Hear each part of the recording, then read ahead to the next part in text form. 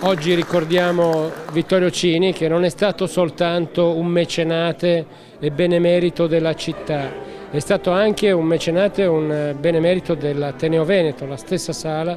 dove ci troviamo è a lui dedicata, perché fu grazie a un contributo della sua famiglia che la sala fu restaurata e arredata. Vorrei anche ricordare Vittorio Cini come protagonista della Venezia contemporanea, non solo mecenate d'arte ma anche fondatore di Marghera insieme a Giuseppe Volpi e ad Achille Gaggia, e proprio quest'anno ricorrono i 100 anni dalla fondazione di Marghera. Ho con me Gaetano Fabbri, oramai presidente storico del Rotary di Venezia nelle annate precedenti, che mi ha fatto il grande onore di entrare nel club, ma non solo. 10 anni fa c'era 30 anni, c'erano due anniversari, Volpi e Cini, 60 anni per Cini, per Volpi e 30 anni per Cini. Abbiamo riconosciuto due Polaris al nipote di Cini e al figlio di Volpi, come riconoscenza per quello che avevano fatto a vantaggio della città, per portarla nel Novecento. Se Giovanni ha questa energia, la cosa che celebriamo in questo momento, che nei 4 anni di direzione ho appreso, grazie proprio a tutti i collaboratori, allo scavare nella storia, non riesco a immaginare la forza eruttiva di Vittorio Cini, non riesco a immaginarlo perché è una di quelle classiche persone che un tempo ti domandavi se dormissero, perché è attivo nella grande industria, è fondatore di una Venezia contemporanea vitale, non vorrei confonderla con altre campagne, insomma. E per quanto ci riguarda, quel poco che posso, come dire,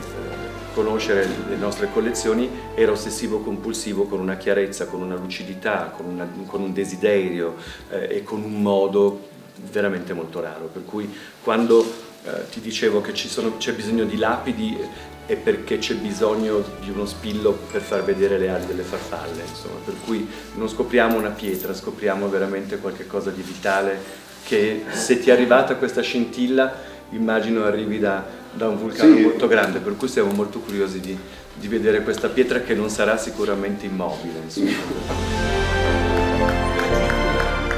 Come avete appena visto, abbiamo tirato giù la velo della lapide di Vittorio Cini.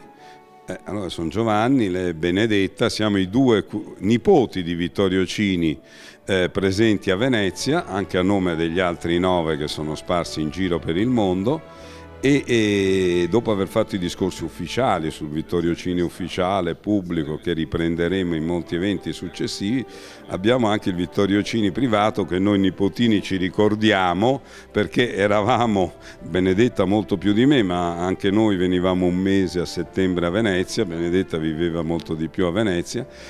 solo che è difficile ricordare questo grande nonno, perché io ho ricordato il braccio di ferro che faceva, ricordati sti pranzi dove ci invitava